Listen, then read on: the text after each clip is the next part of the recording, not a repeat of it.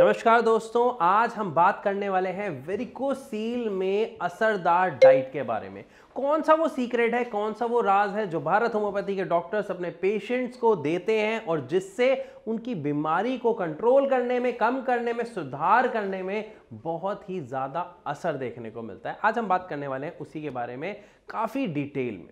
देखिए दोस्तों, एक सबसे पहली चीज़ आपको समझना ज़रूरी है कि वेरिकोसील की जो समस्या है वो किस कारण से बन रही है, या अगर मैं आपको शॉर्ट में कहना चाहूं कि कौन सी चीजें वेरिकोसील में एक पेशेंट को मदद करती हैं और कौन सी चीजें नुकसान करती हैं, ये आप तभी समझ पाएंगे जब आपको इसका रूट कॉज पता होगा। यानी जो ये समस्या है ये किस कारण से हुई, क्योंकि जिस कारण से हुई बस वो चीजें हमें नहीं खानी है और जो चीजें इस कारण को खत्म करती हैं वो हमें खानी है। ये मंत्र जिसने सीख लिया और समझ लिया उसको सक्सेस मिलनी बहुत ही आसान हो जाती है।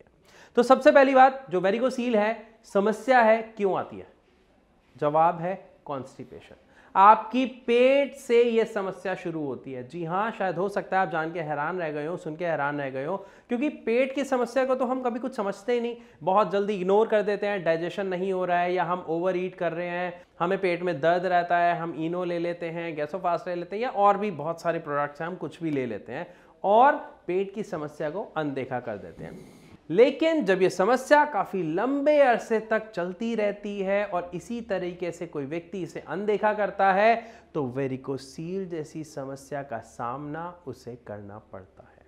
क्योंकि असल में वेरिकोसील में समस्या आ क्या रही है कि जो हमारी वेन्स हैं, जो आर्टरीज हमारा ऑक्सीडाइज्ड ब्लड लेके आती है, और जो वेन्स हैं जो गंदा ब्लड या डीऑक्सीडाइज्ड ब्लड को वापस ऊपर हार्ट तक प्योरीफाई करने के लिए लेके जाती है, उसमें जो वॉल्व लगे हुए हैं वो वर्क करना बंद कर देते हैं। अब ये कारण कुछ भी हो सकता है किसी वजह से ऐसा हुआ, जो मैंने बताया आपको कॉन्स्टिपेशन, जो 90% कारण देखा जाता है, या और भी कोई वजह हो सकती है। लेकिन उसकी वजह से दिक्कत कहां आई कि जो ब्लड फ्लो था वो प्रॉपर मेंटेन नहीं हो पाता, उस तरीके से ब्लड हार्ट तक नहीं पहुंच पा रहा होता जिस तरीके से उसे पहुंचना चाहिए, और वो ब्लड ज्यादातर वापस नीचे इकट्ठा होता रहता है, जिसकी वजह से जो वेन होती है, जो वेरिको वेन होती है, वो स्वेल्ड हो जाती है, इन्फ्लेम्ड हो जाती है, जिसके कारण न केवल इनफर्टिलिटी बल्कि और भी बहुत सी समस्याओं का सामना करना पड़ जाता है अगर सही टाइम पर इसका इलाज ना लिया जाए।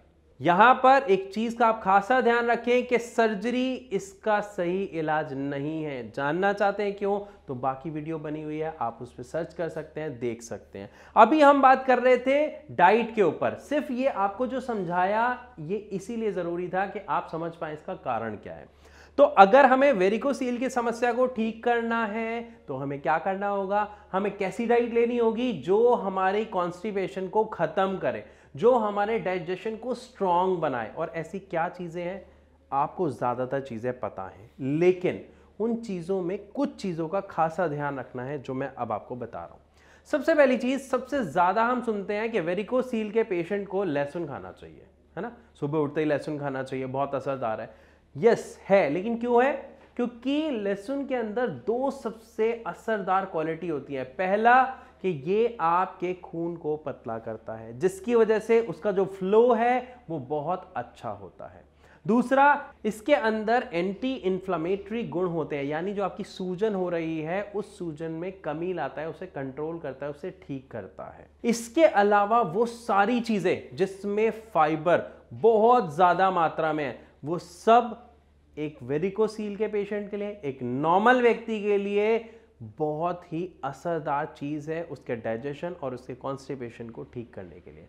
अब हाई फाइबर वाली चीजें, फ्रूट्स भी आती हैं, वेजिटेबल्स भी आते हैं, इसमें आप मोटे अनाज को भी गिन सकते हैं। मैं एक एक करके उसे डिफाइन नहीं करने वाला, वो आप समझ रहे हैं। लेकिन यहां पर आपको चुनाव बहुत ही समझदारी से करना है कि अगर आप सुबह नाश्ता कर रहे हैं तो नाश्ते में सिर्फ रोटी ना खाएं, अपनी उस रोटी में कोई ना कोई जो मौसमी सब्जी आ रही है वो भरवा लें।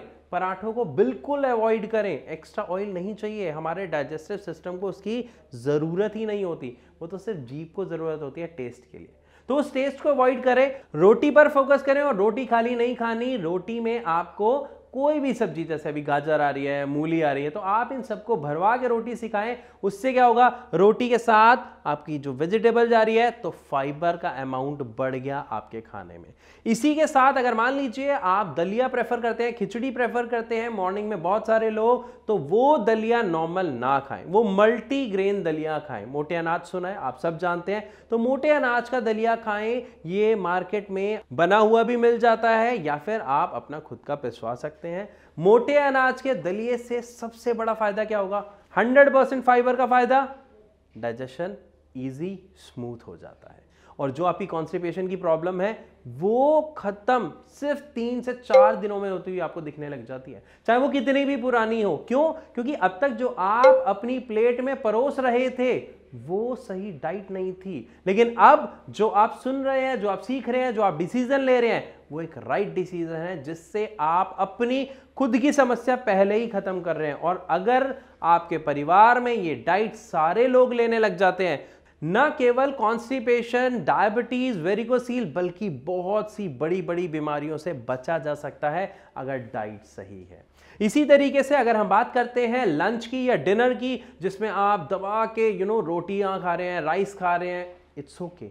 मैं ये नहीं कह रहा खाना मत खाइए, खाना खाइए, लेकिन अमाउंट को डिवाइड कर दीजिए। आप 4 रोटी खा रहे हैं, 4 की जगह आप 1.5 या 2 रोटी खाएं और बाकी 2 या 2.5 रोटी की जगह उतना सैलेड उसमें ऐड कर लीजिए। इससे फायदा क्या होगा, आपकी बॉडी में ज्यादा अमाउंट जा रहा है सैलेड का, वाटर का, विटामिन्स का, मिनरल्स का, तो आपकी बॉडी में एक्चुअली जा क्या रही हैं, ऐसी चीजें जो आपकी बॉडी को फायदा पहुंचा रही हैं। हमारी बॉडी में सबसे ज्यादा और सबसे पहला नुकसान करते हैं कार्बोहाइड्रेट्स। आप खुद सोचिए, चावल खाते हैं हम फूल जाते हैं, हम रोटी खाते हैं हम फूल जाते हैं, क्योंकि उसका एब्जॉर्प्शन बहुत जल्दी होता है, लेकिन उसके नुकसान बहुत ज्यादा हैं। ये मैं नहीं कह रहा, ये आप इतिहास में जाके पढ़ें, जितने भी लोग हैं, जितने भी ऋषि मुनि हुए हैं, उनकी डाइट पर कभी फोकस करके देखिएगा कि वो क्या खाते थे। ऐसे ही नहीं कह देते कि वो अन्न त्याग देते थे। हम यहाँ पे अन्न त्यागने की बात नहीं कर रहे, हम यहाँ पे सही अन्न का सही तरीके से प्रयोग करने की बात कर रहे हैं। तो यहां पर अभी हमने क्या समझा, high amount of fibre diet लेनी है, okay. Second thing, fruit salad आपको ऐड करना है। थर्ड वेरी इंपॉर्टेंट थिंग, आपको खाना खाने के तुरंत बाद कभी भी पानी नहीं पीना है। यह सबसे बड़ा नुकसान है, चाहे आप कितनी भी अच्छी डाइट ले रहे हैं, कितनी भी फाइबरस डाइट ले रहे हैं, अगर आप लंच करने के बाद, डिनर करने के बाद पानी पी लेते हैं, सबसे बड़ी प्रॉब्लम क्रिएट करता है इनडाइजेशन की, कॉन्स्टिपेशन की। तो आपको पानी अवॉइड करना है खाना खाने के तुरंत बाद। आप आधे से 1 घंटे बाद ये पानी पिए। यही पानी आपको वरदान की तरह काम करेगा आपकी बॉडी में, अगर आप इसे सही टाइम पर पी रहे हैं। सेकंड सबसे इंपॉर्टेंट चीज, खाना हम खाते हैं, क्यों खाते हैं? एक पेट की जरूरत के लिए और एक जीभ की जरूरत। स्वाद में ऐसा देखा जाता है, बहुत सारे हमारे भारतीय भाई बहन ओवर ईट के आदी हो जाते हैं। मतलब पेट जब तक यहां तक ना भरते ना, कहते हैं ना यहां तक भर गया भाई, मैं डकारें आ रही है बड़ी बड़ी।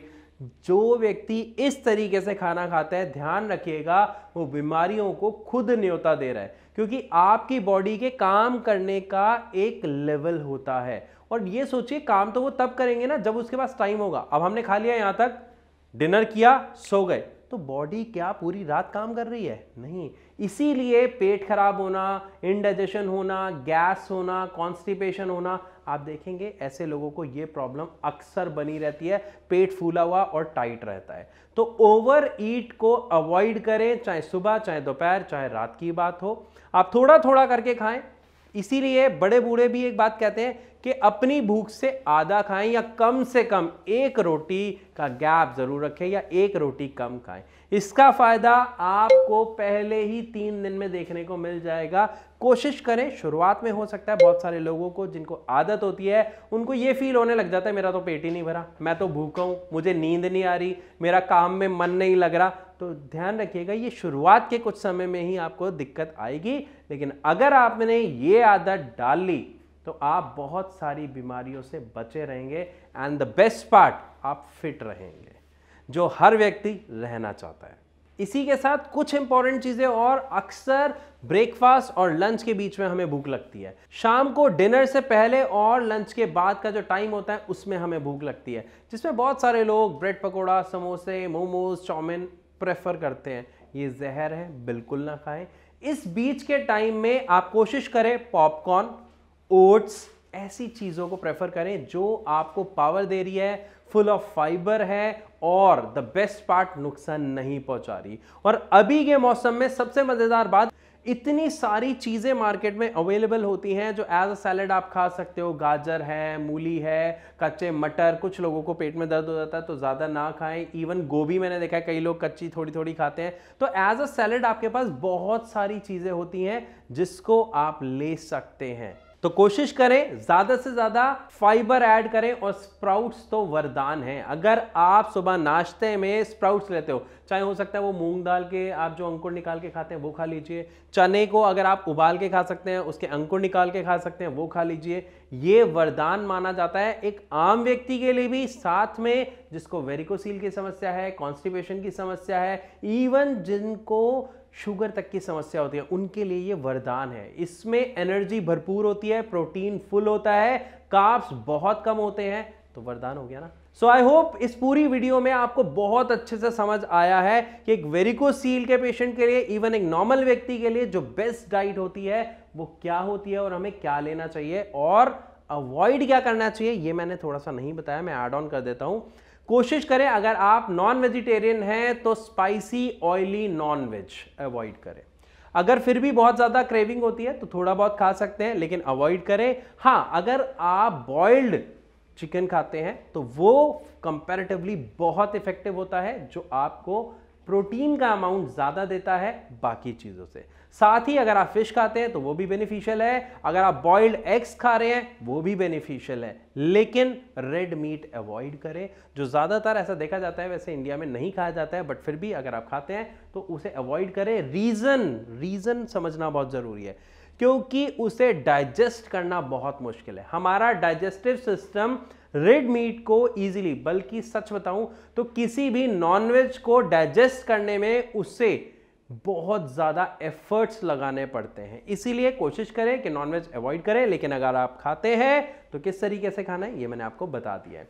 सो आई होप आपको काफी अच्छे से समझ आया होगा डाइट के सारे सीक्रेट। फिर भी अगर आपका कोई सवाल है या आप वेरिकोसील की समस्या का सामना कर रहे हैं, ट्रीटमेंट ले रहे हैं लेकिन आपको रिजल्ट नहीं मिल रहे, तो आप भारत होम्योपैथी के डॉक्टर्स की टीम से फ्री ऑफ कॉस्ट कंसल्ट कर सकते हैं अभी इसी नंबर पे कॉल करके। और अगर फिर भी कोई ऐसा सवाल है जो आप चाहते हैं कि हम अपनी वीडियो में ऐड करें उसके जवाब को, तो कमेंट सेक्शन में अपने कमेंट को लिखना, अपने उस सवाल को लिखना बिल्कुल ना भूलिए। और ऐसी और इन्फॉर्मेशन के लिए चैनल को सब्सक्राइब जरूर कीजिएगा। सो अब आपसे चलने की इजाजत चाहूंगा, मिलूंगा अपनी अगली वीडियो में, तब तक के लिए नमस्कार।